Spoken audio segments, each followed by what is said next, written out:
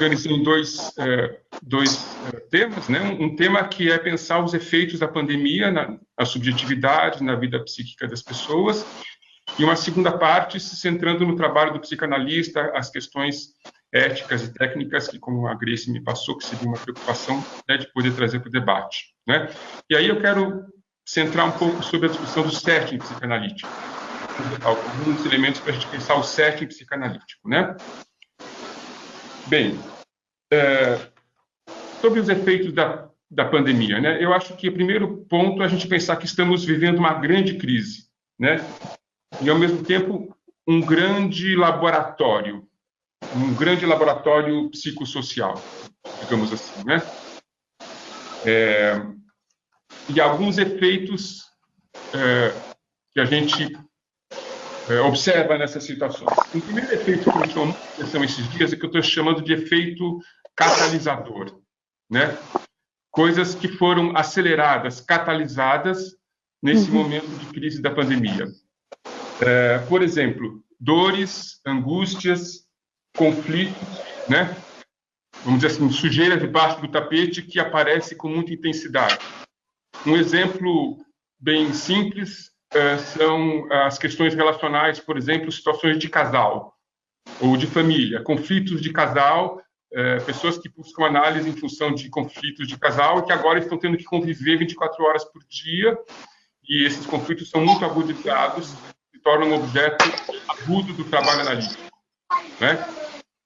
Aliás, a gente está vivendo uma espécie de edipianização, né? A gente estava vivendo uma espécie de variação e diversificação de formas familiares, parece que o núcleo familiar central começa de novo a ficar muito acentuado nessa situação do confinamento, né? Mas, além de... Bom, prosseguindo. Então, além dessa efeito catalisador nas dores, angústias e conflitos, também tem um efeito catalisador no sentimento de oportunidades que se abrem. E eu acredito mesmo, eu estou vivendo e sentindo que essas oportunidades elas estão de fato acontecendo. A ideia de que há muito a aprender, há uma grande abertura, muitas coisas serem criadas, né? Isso, por exemplo, se reflete na minha experiência de vários processos analíticos vivendo momentos muito intensos de um trabalho muito profundo, né? É difícil dizer se isso tem a ver com o dispositivo virtual, se isso tem a ver com a pandemia, mas eu acho que tem a ver com esse efeito de catalisação que eu estou chamando aqui, né?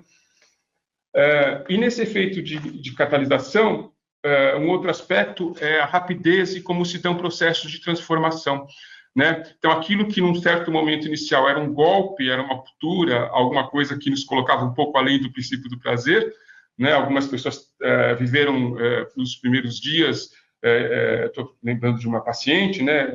Eventos de pânico, passam 2, 3 semanas e a mesma pessoa comenta: puxa, mas tudo isso agora está tão interessante, tão estimulante, tanta aprendizagem. Então, aquilo que era que era um trauma, muito rapidamente ganha graça, ganha um espírito de descoberta. Uma paciente falou da velha metáfora da boa limonada, né? Isso é uma coisa que eu tenho observado, né?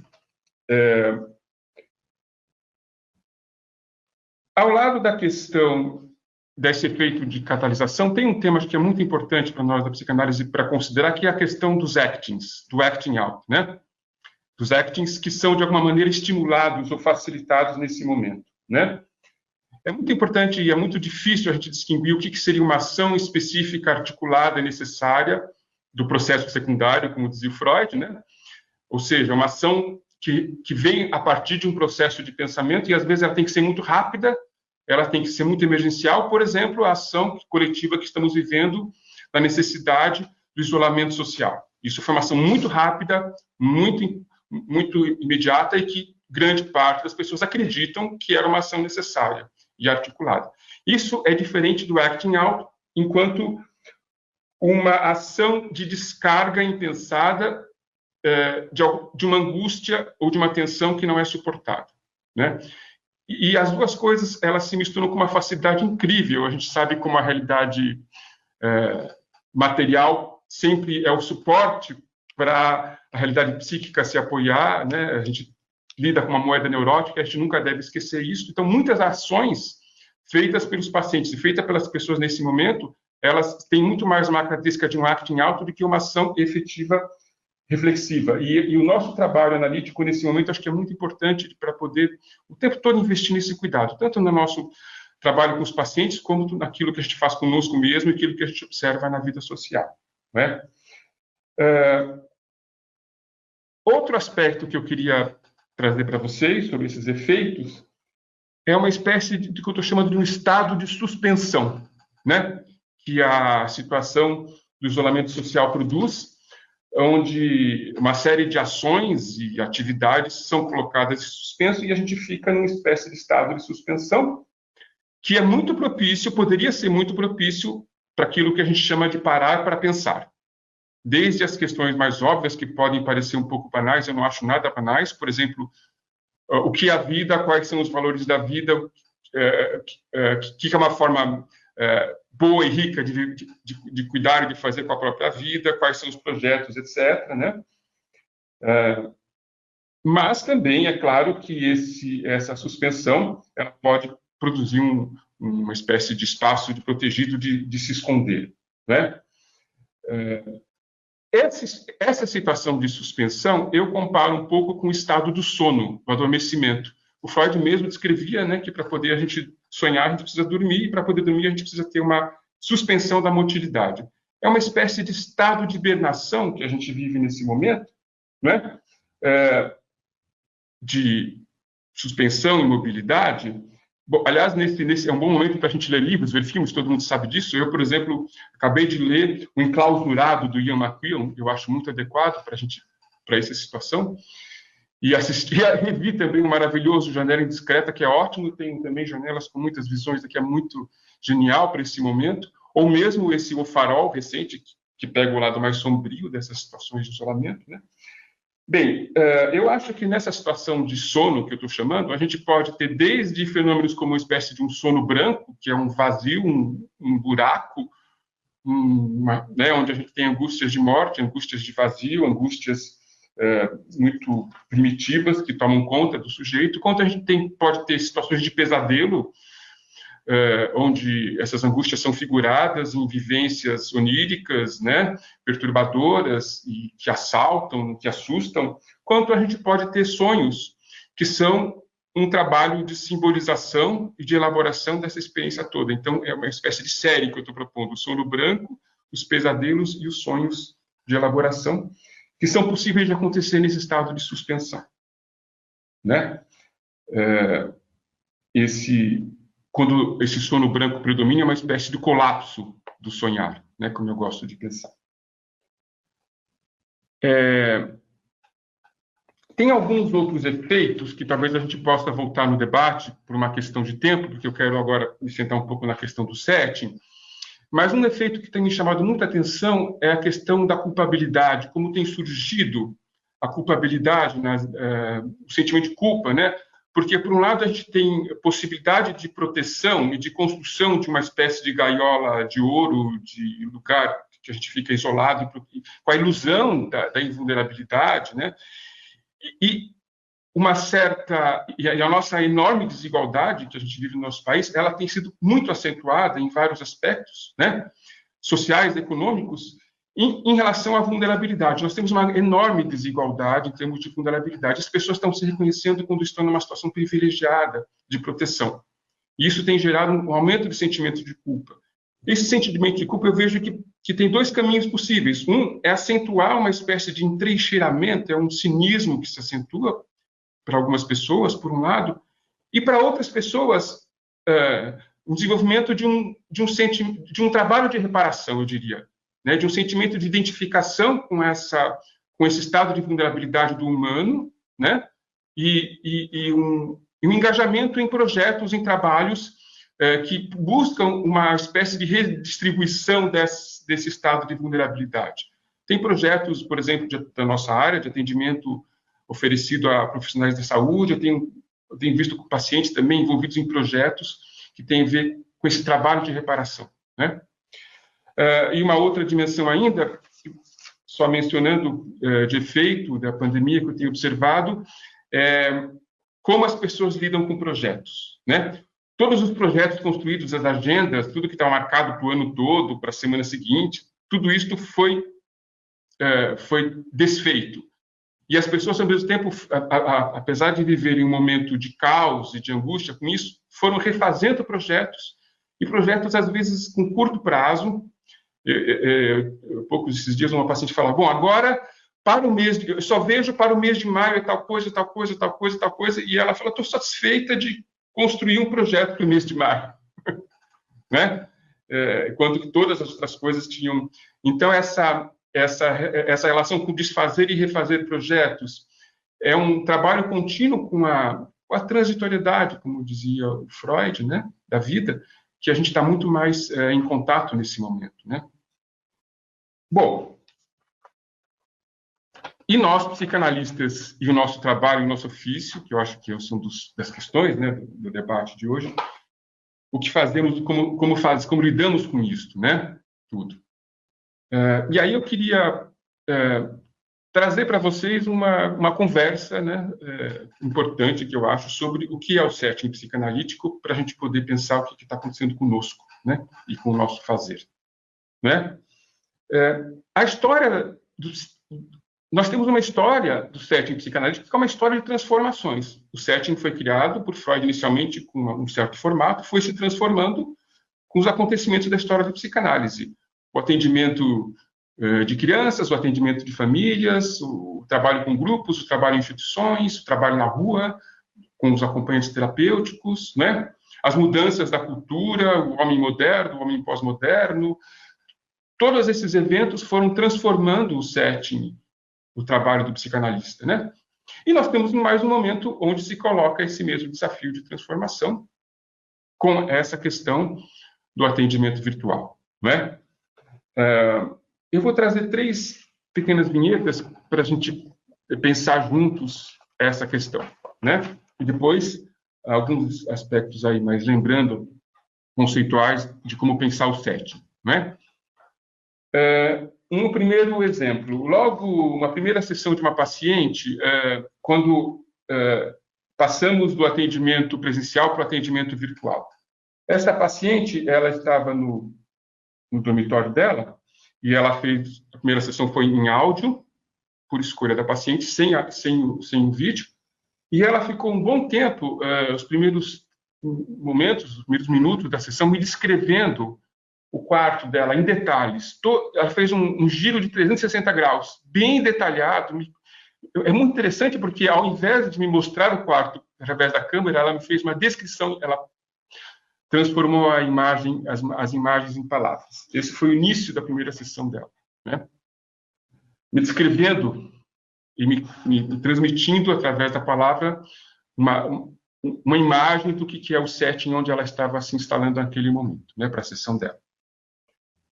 Um segundo exemplo, uma paciente que muitos anos teve análise presencial, e esse evento foi antes da pandemia, isso que eu vou descrever agora, mas que por um motivo específico passou a necessitar de ter um trabalho analítico à distância, através online, né?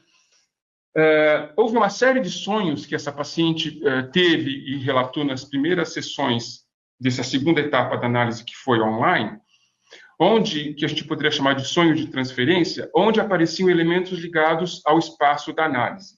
Então, por exemplo, muitas vezes aparecia a sala, o consultório, e mais especificamente o divã, e onde a paciente se deitava no divã dentro do sonho, e teve um sonho específico onde aparecia uma condensação, onde as almofadas do divã do meu consultório, onde ela já tinha estado muitas vezes, há muitos anos atrás, elas eram as almofadas de um sofá da casa da infância dela.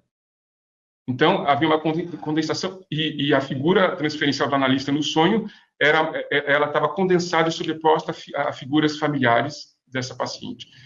E essa série de sonhos, a gente foi trabalhando na época, foi uma maneira dela de reconstruir o espaço da análise dentro do espaço do sonho, dentro do espaço onírico, né?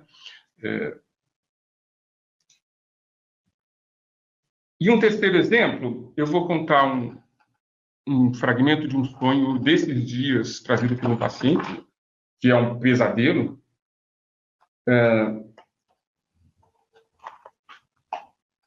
para a gente poder pensar essa questão do setting, tá?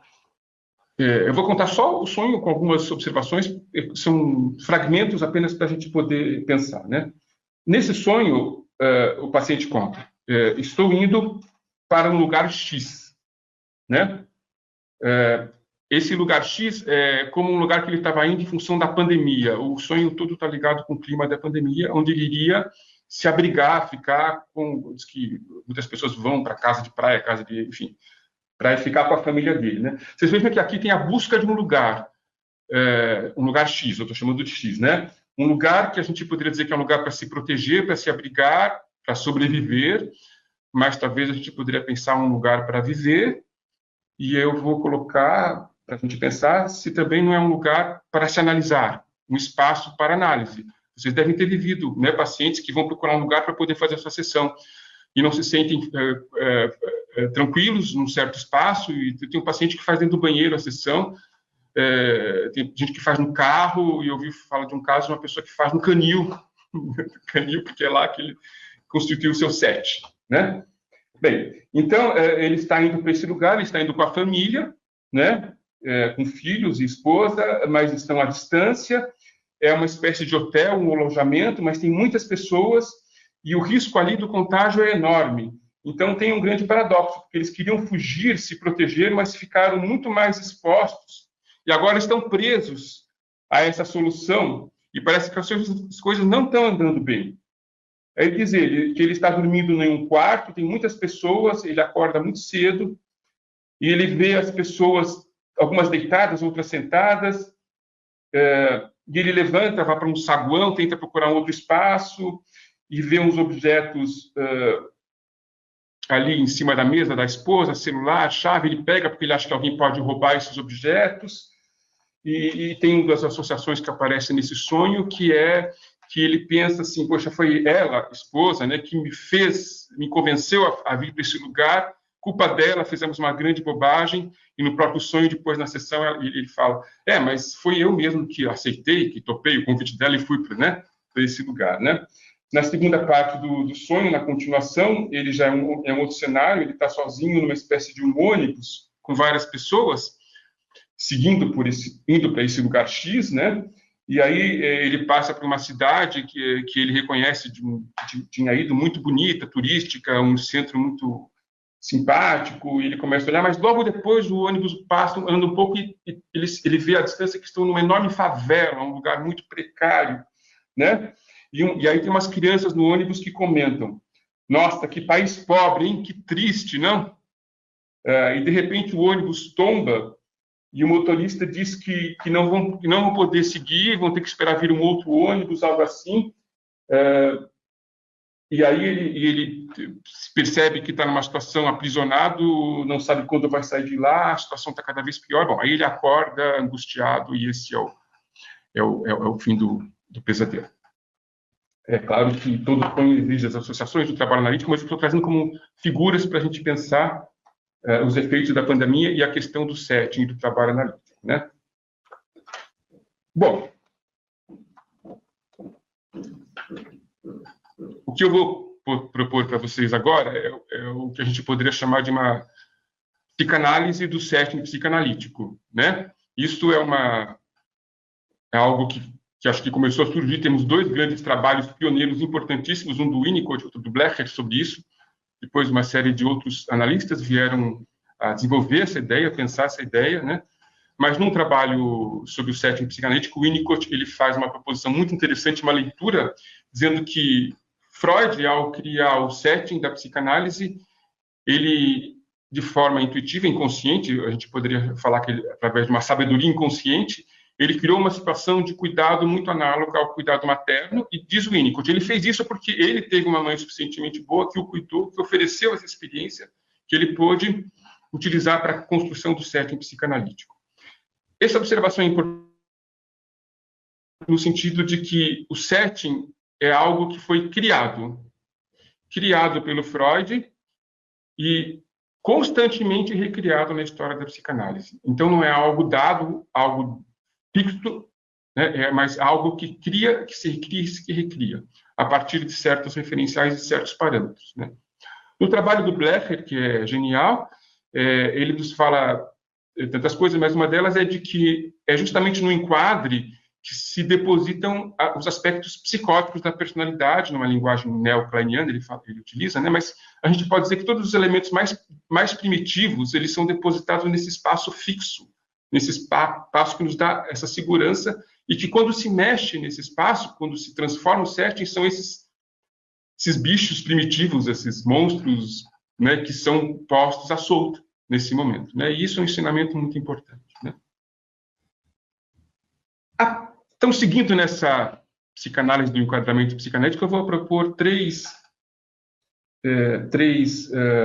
observações, três proposições. Uma delas que a gente pense o setting como uma membrana permeável e flexível. A segunda é de que a gente considere a dialética entre enquadre e processo. E a terceira é que a gente considere o espaço analítico análogo ao espaço do sonho. E eu vou tentar falar um pouquinho de cada uma das três para a gente poder, enfim, ir fechando essa primeira ideia, as primeiras ideias para a gente poder ter o debate, né? Uma membrana permeável e flexível. Uma membrana que separa, que discrimina, que separa o espaço do paciente, o espaço do analista, o espaço pessoal e o espaço profissional, e que cria um laboratório protegido para a experiência da psicanálise. Nós estamos vivendo um choque nesse momento. Eu estou aqui no meu espaço pessoal nesse momento, eu não estou no meu consultório. Nós estamos o tempo todo tendo que lidar com isso agora, com essa mexida entre essa membrana que separa o pessoal do profissional, né? Essa proteção é fundamental para a experiência do inconsciente, para a experiência do verdadeiro self, se a gente quiser, né? Ela separa, mas ela tem que ser permeável, porque coisas têm que passar, ela tem que ser porosa, coisas passam. E o que passa através dessa membrana? Passam-se emoções, afetos, representações, conceito de transferência, as coisas se transferem de um lado para o outro, né? E contra a transferência, porque vão nas duas direções, né? Subjetividade, pessoalidade, né? Se trata de um vínculo humano, por isso que precisa ser uma membrana porosa, né? A questão da contra-transferência é fundamental e agora está mais aguda porque as questões do analista também passam e a gente tem que estar o tempo todo lidando com isso, né? E ela tem que ser flexível porque ela vai mudar de acordo com o contexto, que é o que eu estava falando agora há pouco, né? Se ela não for suficiente flexível, se ela perder essa flexibilidade, ela pode ou se enrijecer, se ressecar, essa membrana, ou ela pode se romper, né? E aí ela perde a função de setting, né?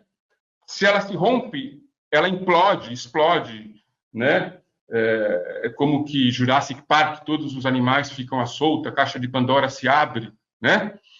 Se perdem as discriminações, se perdem as separações, né? Agora, se ela se enrijece, se ela se resseca, a gente tem sempre o risco de cair numa esterilização do espaço da análise, né? Numa espécie de branco, né? De perda dessa vitalidade do ir e vir, né?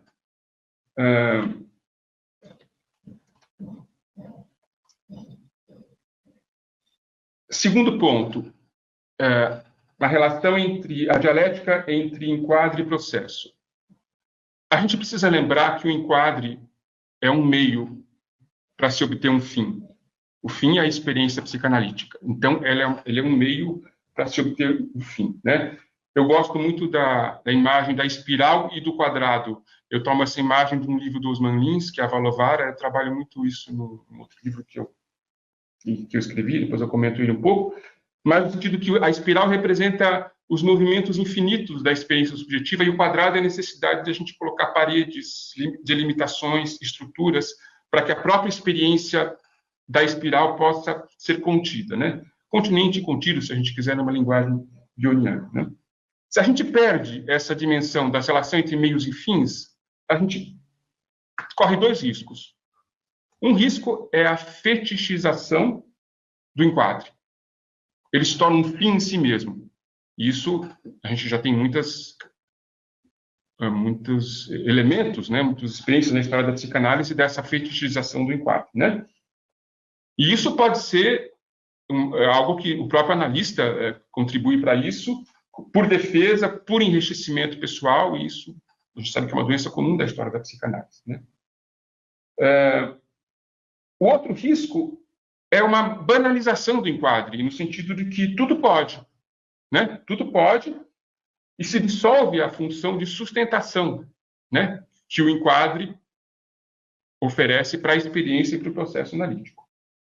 Para que tenha vida, para que tenha movimento, é necessário esse espaço, né? Então, essa dialética entre aquilo que é fixo e aquilo que é móvel é fundamental para a gente entender e pensar o enquadre da psicanálise nesse momento. Nós precisamos do fixo, isso faz parte do humano. Eu brinco aqui, o Lacan falava do suposto saber do psicanalista, eu diria que a gente precisa do suposto suporte, do suposto amparo, em função do nosso desamparo, do suposto apoio, do suposto porto seguro que aquilo que é fixo nos oferece. Isso é a função do enquadramento na experiência da psicanálise, né? Mas ele precisa ser suficientemente móvel, né? E por isso que ele é um suposto apoio, um suposto amparo, né? Mas se a gente perder essa dialética entre processo e enquadre, entre fins, meios e fins, todo o sentido da experiência psicanalítica se perde, né? E o terceiro ponto, que é uma ideia que eu tenho já trabalhado há muito tempo e que, enfim, apoiado no trabalho de vários colegas analistas, e que é de que o espaço analítico pode ser pensado em analogia ao espaço do sonho, né? Eu tenho um livro que chama-se justamente Sonhar, Dormir e Psicanalizar, Viagens ao Informe, que eu trabalho bastante em detalhe essa ideia, né? Vocês vejam, o espaço do sonho, que é essa outra cena, né? Ela, de alguma maneira, ela é uma dimensão essencial, talvez a dimensão mais essencial do espaço da análise e daquilo que o enquadramento oferece. Ou seja, o enquadramento oferece as condições para que a gente tenha um espaço de sonho, uma espécie de sono, o sono para que a gente possa ter um espaço onírico. Essa é a ideia. Eu estou pensando sonhar muito próximo ao brincar, à atividade criativa. Talvez a gente possa voltar a isso, não dá para desenvolver muito aqui essa discussão, mas com essa proposição, o que eu quero trazer como a questão principal para a gente agora nesse momento é: será que o espaço virtual, o atendimento online, ele pode ser um espaço suficientemente bom justamente para ser um suporte para a experiência da subjetividade, que é a experiência analítica, né? E para o trabalho analítico, né? Eu chamo essa experiência de uma viagem ao informe, né? Vocês vejam, o espaço virtual também é uma outra cena. Vocês lembram disso? A outra cena foi uma expressão que se usava muito para falar da cena do inconsciente, né? Também é esse outro lugar, esse outro mundo, né? A resposta que eu diria é sim, em tese, talvez não, né? Eu acho que a nossa experiência, aí eu perguntaria a vocês se confere, a minha experiência tem sido que sim, já de experiências anteriores, antes da pandemia, e agora intensificado nesse momento da pandemia, que sim, principalmente baseado nessa intensificação muito surpreendente da experiência psicanalítica. Os processos de regressão nas sessões de análise que eu tenho feito essas semanas estão me surpreendendo, a capacidade de uma regressão rápida durante uma sessão e de utilização desse espaço de análise de uma maneira muito produtiva. Isso tem predominado, né, nos meus atendimentos, então eu diria que sim, né? Mas não necessariamente, né? para a gente poder pensar esse sim ou não, eu diria que o espaço da análise, o espaço virtual pode ser um espaço propício para a experiência, enquanto espaço do sonho, justamente enquanto ele puder conservar a dimensão de singularidade e da experiência onírica, que é o nosso objeto principal como analistas.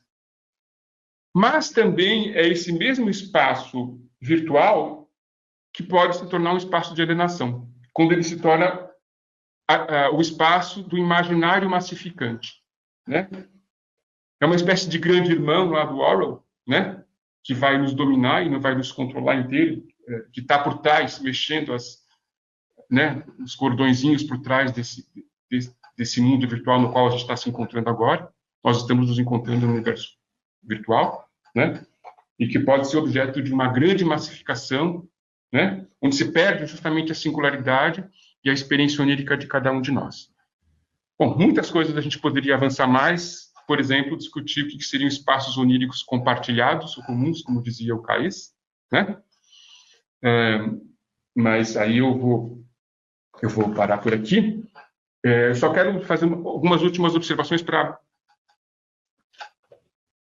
tentar juntar um pouco isso que eu trouxe para vocês aqui, pensando justamente as questões de qual é a nossa tarefa desse momento e qual é a questão, o horizonte ético, né? Foi um pouco do que a Grace, né, sugeriu que eu trouxesse para a gente pensar nessa situação que norteia as nossas tarefas. Acho que a nossa tarefa é uma tarefa contínua, não é de hoje, mas fica muito mais intensificada agora, é a recriação do setting psicanalítico, né? Nas crises, esse trabalho de recriação fica muito acentuado, né? Turbinado, né? E talvez tornado consciente. A gente se torna muito consciente, no bom sentido, desse trabalho, né? Dentro desse trabalho de recriação do set, tem um foco muito importante, na minha opinião, que a gente deve manter, que é o cuidado com as passagens, né? Os portais, né?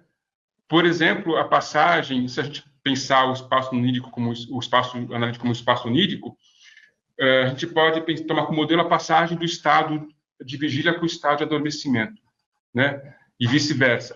Esse ir e vir é algo essencial que precisa ser cuidado. O que a gente vive em situações de crise, e o que acho que a gente viveu, são quedas muito violentas que nos obrigaram a fazer saltos, e isso nos coloca além do princípio do prazer, isso é potencialmente algo traumático, e a maneira da gente lidar com isso é construir passagens, espaços de transição, espaços de ligação, como esse pessoal equivalente ao ritual do adormecimento, né? Nós, analistas, fizemos uma passagem muito rápida. Foi um salto, eu acho que inicialmente traumático, para mim, pelo menos foi, do atendimento presencial para o atendimento virtual. Mas eu acho que muito rapidamente a gente foi construindo elos, sentidos, e um trabalho pessoal de cada um de nós e coletivo, compartilhado, de construir uma passagem para essa psicanálise virtual, e eu acho que, bem ou mal, a gente está sendo razoavelmente bem sucedido nessa experiência. Eu acho que isso que está acontecendo agora, esse evento, como tantos outros, faz parte desse processo de construção, né?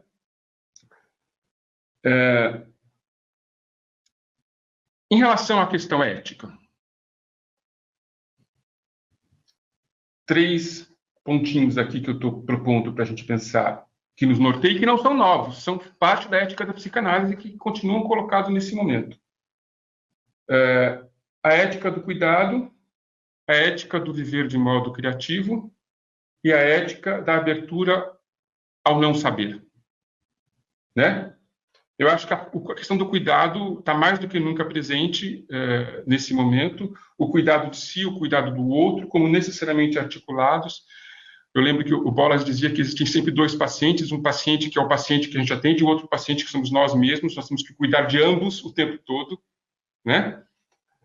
E, na verdade, o que a gente vai construindo é uma rede de sustentabilidade que dá sustento, holding, para os pacientes e para nós mesmos, E na nossa comunidade analítica e na nossa comunidade humana, é isso que nós estamos o tempo todo tentando construir através dessa ética do cuidado, né?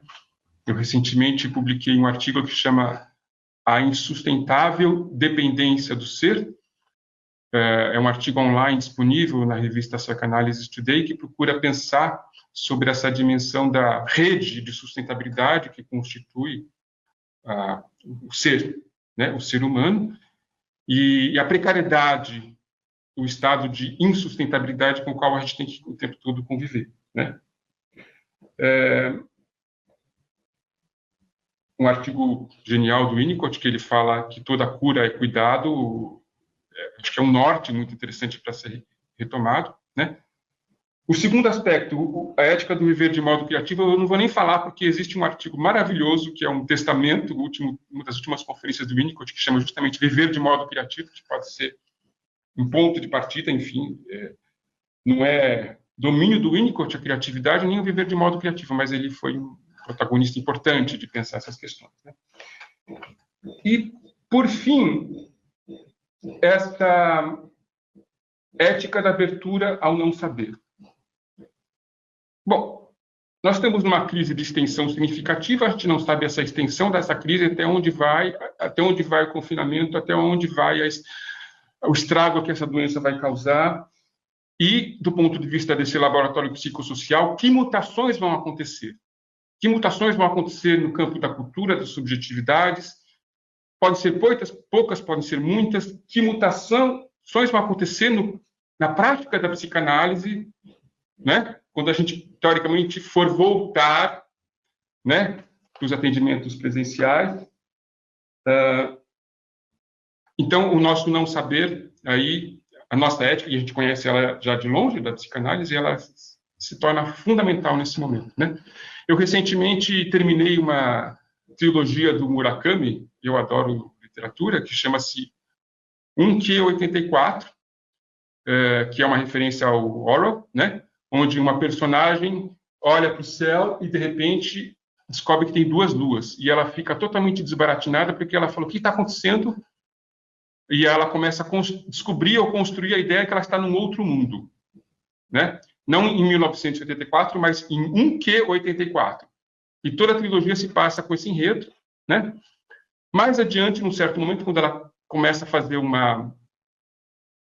criar um projeto de querer voltar para 1984, um personagem importante fala para ela, olha, você pode trabalhar para sair de 1Q84, que é um espaço assustador, cheio de pesadelos e fantasmas e sustos, mas você nunca vai voltar para 1984 mais.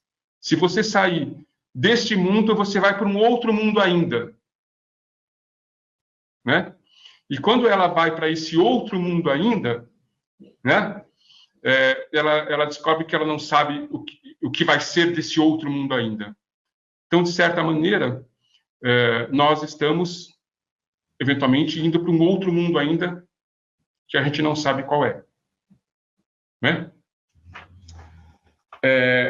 Eu fiquei, esses dias, pesquisando as musiquinhas da MPB sobre fim do mundo. Tem coisas maravilhosas, é uma delícia, só para a gente poder terminar de um jeito mais leve. Quando o cometa Halley, na década de 30, ia passar por aqui, dizem que a cauda ia ser gigantesca e que ela soltar um gás tóxico que todo mundo ia morrer. Década de 30. E o Assis Valente fez uma belíssima canção, a maioria de vocês conhece, eu vou só relembrar, só para terminar, que dizia o seguinte: anunciaram e garantiram que o mundo ia se acabar. Por causa disso, a minha gente lá de casa começou a rezar. Até disseram que o sol ia nascer antes da madrugada. Por causa disso, nessa noite lá no morro não se fez batucada. Acreditei nessa conversa mole, pensei que o mundo ia se acabar. E fui tratando de me despedir. E sem demora, fui tratando de aproveitar. Beijei na boca de quem não devia. Peguei na mão de quem não conhecia. Dancei um samba em traje de maiô. Década de 30, hein? E o tal do mundo não se acabou.